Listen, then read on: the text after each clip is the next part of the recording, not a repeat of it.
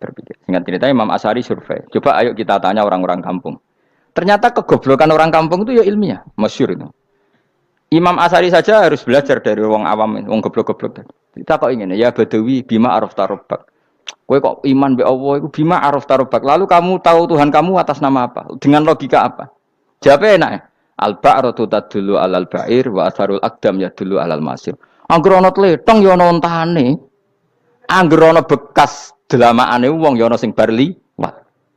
Jadi misalnya ada bekas teracak anjing, berarti anjing habis liwat. Ada bekas apa ular ya berarti ular harus liwat. Ada bekas teracak manusia ya berarti manusia habis liwat.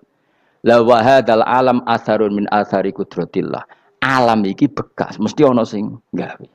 Jadi Mas Ari pinter juga, mesti logikanya gak jelimet tapi agar ana tletong, ana sapine. Ana teracake wong berarti ana sing bar liwat. Dene ngomong gampang wa asarul aqdam ya dulu alal masir. Nah, terus Imam Asy'ari habis itu ngendikan, ya sudahlah dengan logika apa saja. Meskipun kana zori hadal arabi bagaimana cara berpikir Bedui ini, sementing ada nazar. Apa ada nazar. Ya nazar apa saja. Misalnya orang ahli matematika mungkin bilang angka dimulai dari 1. 0 itu akal-akalane Khawarizm. Mergo ini kebingungan nulis 10. Tapi tetap angka itu dimulai dari 1. Kalau misalnya 1 untuk mecah kesulitan ya harus dimulai 0,1. Tidak bisa 0 tok. Jadi 0 dulu itu untuk mematahkan kalau jumlah itu tidak sampai 1. Tapi faktanya jumlah itu kan pasti 1 karena dimulai dari wajibil wujud. Khawarizm itu ya pinter matematika. Saya juga punya ilmu hisamnya Khawarizm. Itu kan dia karena kebingungan angka pecah. Misalnya 1 tidak sampai 2. Mau tidak mau harus ditulis 1,5 misalnya. Paham ya? Lalu kalau sebelum 1, tetap dia harus 0,5. Lalu hakikat 0,5 itu kan bagian dari wujud apa bagian dari Adam? Tetap bagian dari wujud. Jadi 0,5 itu kan khayal kuliah. Tak warai ya. Mungkin saya ada ahli matematika ala wong kampus, tapi saya tahu Kang, ala Islam itu lebih gampang. Misalnya gini, sesuatu itu kadang kamu putuskan itu satuannya 1. Tentu ketika separuh kamu katakan baru separuh. Tapi sebetulnya ketika satuan itu kamu katakan 10, yang separuh itu sudah 5. Itu kan terserah sing bagi, no? Terserah sing bagi. Ya iya dong, misalnya 1 juta, 5-nya artinya apa coba? 500.000 kan. Sekarang kalau 100.000, 5-nya jadi berapa? 50. Kalau 1,5 jadi. Nah itu kan terserah satuannya apa? Tapi tetap dari 0,5 itu tetap menunjuk sesuatu yang wujud. Yaitu 5-nya sebetulnya apa? 5 yang separuh tadi. Paham sih kalau maksud? Tetap nggak bisa sesuatu dimulai dari apa? 0. Nah, makanya kata Abdul Hamid Khan kalau dalam mendidik tauhid, itu gampang saja tadi. Alam raya ini kadung maujud, kalau kadung maujud pasti disebabkan oleh sesuatu yang wujud. Karena wujud pencipta harus berstatus prima. Lah prima ini atau premium ini kita sifati wajibil wujud. Atau kamu katakan apalah kausa prima atau musabibul asbab. Nah kelirunya kita dalam berislam itu, kritiknya para ulama, kita ini nyebut Allah dulu baru menceritakan status Allah. Kalau zaman Nabi itu dibalik. Status wajibil wujud itu kita terangkan dulu, baru yang oleh Islam itu namanya Allah. Paham ya? Kan beda, misalnya gini logikanya gini, kamu ketemu orang ateis, saya ulang lagi, kamu ketemu orang ateis, terus kamu ditanya, lalu alam ini yang menciptakan siapa? Allah Jalla Jalaluh. Mesti kan tanya, man huwa Allah itu siapa? Kalau dulu Islam mengajarkan enggak gitu. Surat pertama turun apa coba? Iqra. Iqra itu enggak nyebut kata Allah. Iqra bismi rabbika. Rabbika itu siapa? Alladzi khalaq. Sebutlah nama Tuhan. Yang berhak menyandang Tuhan adalah zat yang pencipta. Itu tidak ada kata Allah. Di surat Mudatsir, surat kedua. Ya ayyuhal mudatsir kum fa'anzir wa rabbaka fakabbir. Bukan Allah fakabbir, wa rabbaka fakabbir. Sehingga cara berpikir gini dibalik. Sebutlah Tuhan kamu. Tuhan itu siapa? Yang berstatus Tuhan adalah zat yang berstatus pencipta. Nah, lalu pencipta ini oleh Islam dinamai Allah. Kalau orang ateis kamu langsung bilang Allah, man huwa Allah. Berarti pertanyaannya Allah itu siapa? Lalu kamu jelaskan Allah adalah pencipta. Allah adalah wajibil wujud. Tentu lebih gampang kamu terangkan. Makanya Al-Qur'an menerangkan amu khuliqu min ghairi syai'in. Maknanya saya di sini maknanya ya Allah, apa? Allah. Apakah mereka diciptakan tanpa pencipta? Tentu setelah Islam tahu itu namanya siapa? Allah. Paham ya? Kalau balen malih. Jadi sebetulnya Quran itu ngajari kita itu ilmu mantek yang luar biasa. Misalnya, ya Yuhanna su'budu siapa? Rabbakumul ladzi khalaqakum walladzina min qablikum.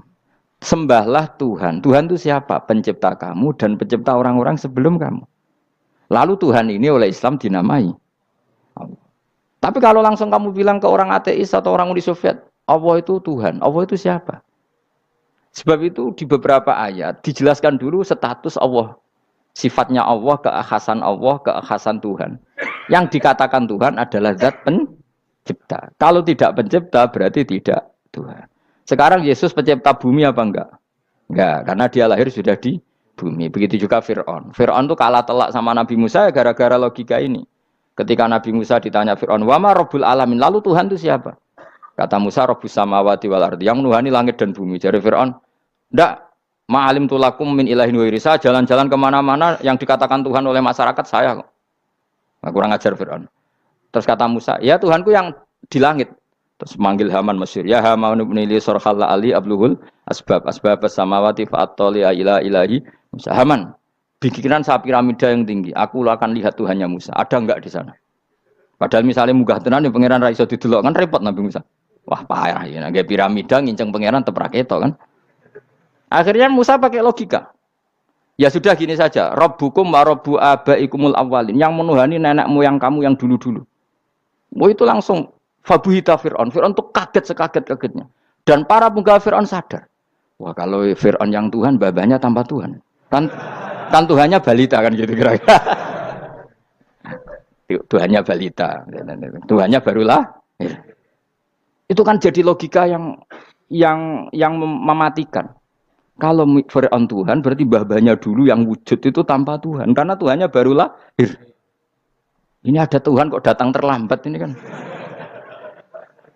Akhirnya para punggawanya Fir'aun iman. Macam gendeng ya, Fir'aun itu gendeng. Itu pentingnya logika. Rabbukum wa rabbu abaikumul awwalin. Nah sekarang orang tuh nggak belajar logika. Iman bi Allah orang mantep ning ati, jek iso digunjang setan, jalukane wis aneh-aneh. Jaluk swarga, jaluk gak mutu cara ngono. Gak mutu. Makanya banyak wali kalau ditanya, kamu masuk surga sama sholat milih mana? Milih sholat. Kenapa milih sholat? Di surga itu demi khadun nafsi saya, poya saya. Tapi kalau saya sholat itu untuk hakku. Saya sebagai hamba, identitas kesejatian saya adalah menghamba. Soal nanti Allah bikin bonus surga silahkan. Maka sebenarnya masuk surga itu ada urutannya. Sebagai orang alim saya urutannya adalah berkampanye sesering-seringnya, membuat logika supaya orang mudah ke Allah dan Rasul. Makanya di Quran tuh gak ada orang disuruh masuk surga dulu itu. Ya Tuhan nafsul mutmainnah irji'i ila rabbiki. Kamu kembali ke Tuhan kamu dulu.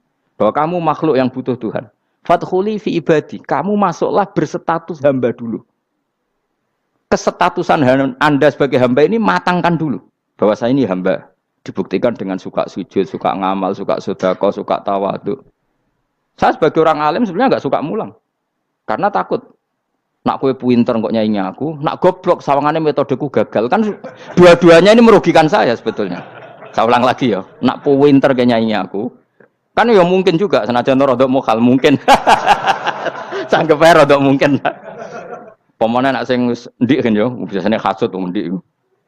Wah itu sebenarnya rugi semua, tapi Allah yang memerintahkan hak wong alim kudu mulang. Perhitungan itu tak buang semua. Sing ape nyaingi nggih monggo, sing tetep goblok nggih. Monggo, semoga Allah ngutus mulang ya napa? Mulang. Meskipun tadi potensinya itu dua-duanya buruk, sing alimnya ini. Pemenang nak mubalek terus didol ilmu kurang untuk royalti, tambah parah lagi itu. Nah, aku enggak pakai logika ikhlas. Pakai logika selesai semua, disuruh Allah ya sudah. Saya ulang lagi ya, makanya saya minta ya, surat Tur itu dibaca. Makanya baca Quran itu jangan terlalu egois, jaluk swarga. Statusnya dulu itu fadkhuli fi ibadi, kehambaan Anda posisikan yang mantap. Lagi wadkhuli jannati. Sekarang enggak dibalik, orang ini masuk surga dulu. Kayak surga di kapling. Terawih arang-arang we jaluk Lailatul Qadar.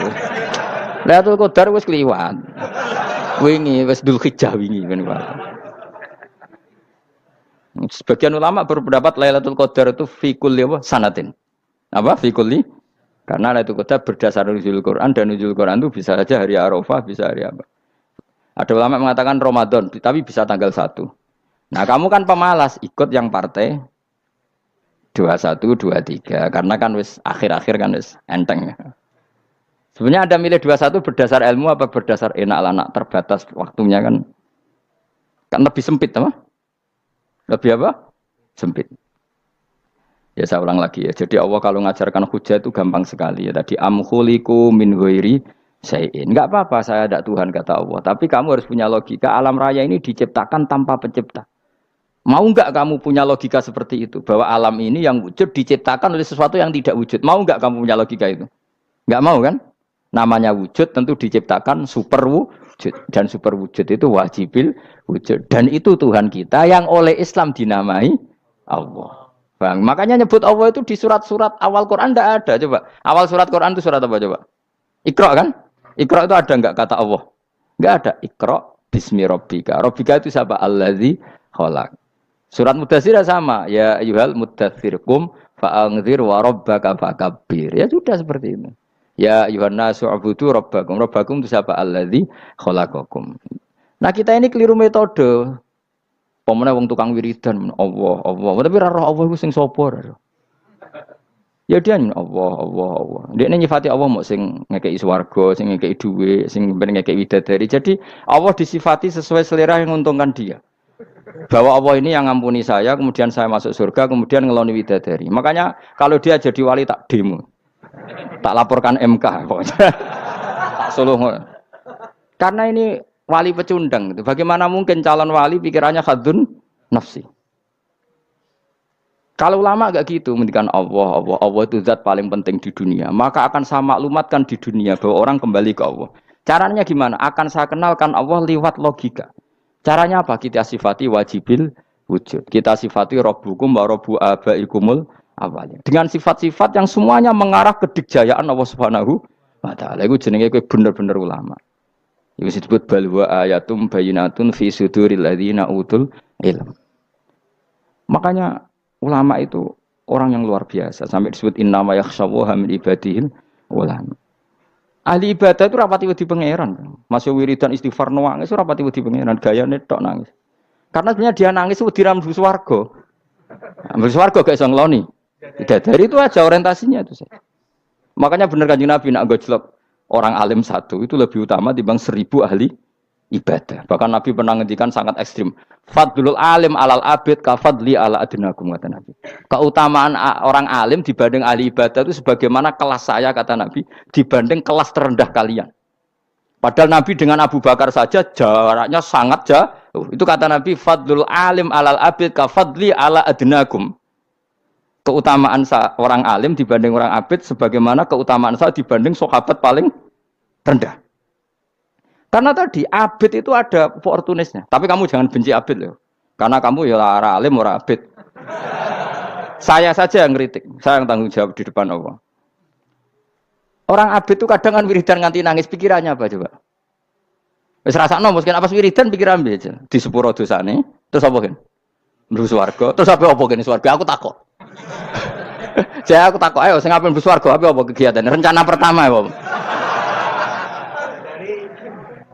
terus gak usah munafik biasa wae. Mau inna ansa'na apa? Insya ayas kalau harus jujur apik jujur. Bandingan kalau orang alim. Orang alim itu ketika nyebut Allah itu iri ya Allah. Kenapa di dunia ini ada makhluk lain yang menandingi engkau? Saya tidak ridho. Kenapa di dunia ini ada syarik orang yang dimitrakan seperti engkau? Maka orang-orang alim ini ingin memaklumatkan bahwa la syarika lak labbaika wa huma lab baiklah syarika lak innal hamda wa ni'mata laka wal mulka la syarika lak. Sehingga para nabi itu memaklumatkan itu. Engkau saja yang Tuhan ya Allah. Semua nikmat dari engkau, semua kepemilikan ini milik engkau. La syarika lak baik. Dimaklumatkan ke dunia. Innal hamda wa ni'mat itu dimaklumatkan. Enggak ada kepikiran mereka masuk surga. Karena mereka ingin memaklumatkan bahwa Allah ini yang Tuhan. Sama tak ceritani Nabi Ibrahim dari Khalilur Rahman, rumang samu kakan wiridan kaya kowe ndak. Wiridannya Nabi Ibrahim sama sampean mungkin banyak sampean. Karena sampean banyak kepentingan tadi. Wali-wali dulu kalau wiridan tuh tidak sebanyak sampean, ndak. Tak jamin ndak. Pemenang mau colek lu yang 10.000 ndak biasa wiridannya. Tapi khosyahnya sama Allah luar biasa. Pertama Nabi Ibrahim diangkat jadi khullah. Khullah itu ya Khalilur Rahman itu. Itu dia wiridannya gini. Ya Allah, innahu la yahzununi alla ara ahadan fil ghairi ya'buduka ghairi. Alla ara ahadan fil ardi ya'buduka ghairi. Sama saya hafal tak ini. Memang saya hafalkan. Ya Allah, saya ini susah sekali. Kenapa zat sepenting engkau, kemudian yang menyembah engkau hanya saya? Ini tidak fair. Makhluk yang enggak penting saja punya umat. Makhluk-makhluk yang enggak penting aja jadi pusat perhatian. Misalnya artis atau presiden atau gubernur atau tokoh top. Semuanya jadi presiden. Padahal semuanya itu makhluk yang enggak sepenting engkau. Ini zat yang sepenting engkau. Kemudian yang tahu kalau engkau penting hanya saya, ini tidak fair. Nangis dan. Nangis. Ini tidak fair. Innahu la yahzununi alla ara ahadan fil ardi ya'buduka ghairi. Saya ini susah Gusti, susah sesusahnya. Zat sepenting engkau, kemudian yang tahu kalau engkau penting itu hanya saya. Wah ini tidak fair. Loh, coba kalau orang mencintai sesuatu kan gitu. Misalnya kita bojo ayu, kemudian wong liya kabeh darane elek, ki mangkel ora? Mangkel gak? Kamu beli Alphard. Kamu kira itu mobil mewah. Kemudian orang nyejajarkan podo mek keri, mangkel gak? Semua kenikmatan itu kita nikmat karena itu diakui ya enggak? Wes gunane apa ke Alphard gawa ning Gunung Kidul. Terus wong darani ngono iku padha mek keri mbek kejangke mangkel ora kira-kira. Enggak penting mewahnya ini tetap butuhnya pengakuan. Coba misalnya kamu jadi presiden hidup di dunia orang sufi. Sing darane wong penting wong soleh ahli sujud ora kakuati ke. Keteko di Barnos. Karena itu hormati situ hanya orang apa soleh. Kakuati gak? Oh kakuati gak? Atau kowe dadi artis top teko ning daerah Gunung Kidul mung desa-desa terus diundang lek.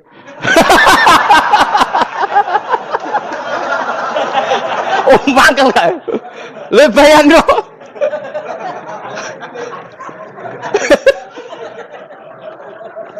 Oh, kamu menteri top, menteri BUMN, barang dolan itu iso diundang lek.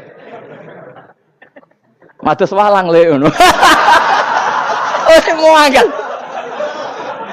Karena orang keren itu butuh pengakuan apa? Wes misalnya di bojo ayu terus wong liya kabeh darane elek ki mangkel gak? Sebetulnya orang merasa nikmat itu karena pengakuan. Bayangkan andekan orang itu melihat Alphard itu tidak wow. Orang punya Alphard gagah enggak? Oh enggak gagah. Kalau orang lain enggak bilang apa? Oh. Mau misalnya di goning desa terus orang desa nganggap kamu model tepak terus saya mau badhe numpang wedhus kula angsal Pak. Kagak habis kan. Makanya branded itu harus dimaklumatkan. Nah, itu bayangkan Nabi Ibrahim. Zaman itu ada Raja Namrud yang dipuja-puja, ada orang kaya dipuja-puja. Kemudian engkau yang Tuhan, pemilik langit bumi, enggak ada muja-muja engkau. Ini enggak fair ya Allah. Nangis. Orang kok kowe eling pangeran sak jam, swarga Gusti. Dasar gak bakat wali. Saya itu pernah kangen Nabi Ibrahim itu sampai nangis dan itu saya tidak berdoa. Semua yang terkait Nabi Ibrahim itu saya baca. Mulai surat Quran, tafsir tentang Ibrahim. Dan sampai saya di Kudiro di Tafsir Allah pernah ziarah ke makamnya Nabi Ibrahim. Itu saya hampir nggak pernah doa. Saya isek. Ya karena tadi. Ketika Nabi Ibrahim nangis-nangis gitu, ya Allah ini tidak fair. Engkau zat terpenting di alam raya ini, kemudian nggak ada menuhankan engkau, nggak ada perhatian sama ini tidak fair. Susah sekali karena yang tahu engkau Tuhan itu saya tok. Masyhur itu sama Allah. Karena Ibrahim nangis-nangis itu terus sama Allah diterbangkan ke langit. Itu disebut wa kadzalika nuri Ibrahim malakutas sama. Di langit ada jutaan malaikat sujud, jutaan malaikat rukuk, jutaan malaikat baca tasbih. Nabi Ibrahim oke Gusti kalau gini ya benar, ini baru benar kata. Makanya terus Allah dengan keangkuhannya, karena Allah punya sifat angkuh dan itu sah walahul kibriya. Kan sifat angkuh baik untuk Allah tapi tidak baik untuk makhluknya, dan Allah dengan sifatnya walahul kibriya. Kata Allah, kalau nasihati para nabinya, kamu tidak usah susah. Jika di bumi jarang orang nyembah saya. Innalladzina 'inda rabbika yusabbihuna lahu bil-laili wan nahar wa hum la yasamun. Kamu tenang saja. Orang yang di sana di langit-langit itu maksudnya para malaikat itu bertasbih siang dan malam. Wa hum la yasamun, dan mereka tidak berhenti-henti, tidak bosan-bosannya bertasbih. Jadi nabi itu baru terhibur kalau yang diidolakan itu keren. Itu nabi, itu wali. Itu wali kutub, itu wali. Kamu enggak nyebut Allah itu Subhanallah. Sebenarnya kamu kan nggak ingin kan bangun malam ingat Allah. Berhubung utamu akeh. Terus Allah mbok libatno mbok kon nyaur kan sebenarnya itu. Kamu ingin jadi bupati. Sebenarnya kamu nggak kangen Allah. Kamu ingin jadi bupati. Terus Allah mbok jak koalisi kan gitu. Terus malam-malam Allah, ya Allah ini hambamu ya Allah minta ini. Sebenarnya kamu kangen Allah apa kangen keinginan kamu? Ya, kok terlalu menyindir banyak orang ya. Maksudnya ini cerita saja. Ya sudah ini kayaknya kok banyak yang tersindir tapi ini kan ngaji. Yang ngaji itu harus naik kelas. Ya sudah tidak usah diteruskin kok banyak yang tersinggung itu sampai sudah. Ya sudah tidak usah diterusin. Walau akhidu mau mengalap sapa Allah anas saya manusa bima lan perkara kasab bukan nglakoni sapa anas. Minal maasi sing pira-pira maksiat. Mata roka. Mongko ora ninggal sapa wa taala dzuriya ing atase ndhuwure ayil ardi minda batin saking kewan apa wae. Nasama tegese kewan tadubu kang melata pun nasama alih ing atase arat. Kalau saja Allah ingin merusak manusia karena dosa-dosanya, pasti tidak disisakan beberapa sesuatu yang jadi kebutuhan manusia, termasuk dabam. Misalnya nggak ada hewan, nggak ada tanaman, nggak ada apa saja di bumi. Karena Allah ingin mengadab manusia. Tapi nyatanya di balik mereka maksiat, tetap fasilitas kepentingan manusia ada. Karena sifat ghafurnya Allah, sifat rahmannya Allah. Walakin yu akhiru tetapi ini ngakhirna sapa wa hum wong akeh ila ajalin tumeka maring batas musamman kang wis ditentono. Yaumil kiamat tegese dina kiamat. Fa idza jaa mongko nalikane teka apa ajaluhum ajale wong akeh fa inna wa mongko satuna wa taala iku kana ana sapa wa bi ibadihi kan kawulan apa basiran dat sing mirsani. Fa yujazi mongko males sapa wa ing wong akeh ala amali ing atase wong ngamale wong akeh. Carane ngemales Allah tentu profesional atau prosedural bi isabatil mukminin kelawan ganjar wong mukmin wa iqabil kafirin lan nyiksa wong kafir.